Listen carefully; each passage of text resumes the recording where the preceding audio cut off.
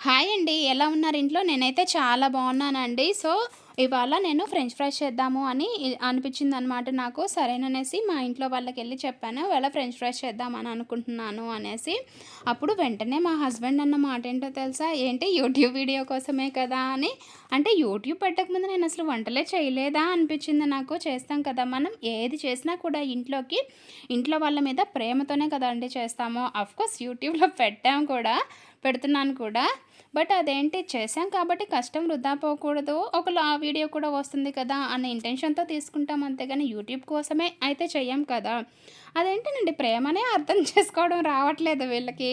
నేనేమో కష్టపడి ఇంత చేస్తుంటే క్రెడిట్ మాత్రం యూట్యూబ్‌కెళ్ళిపోతోంది. అదేంటో కానీ.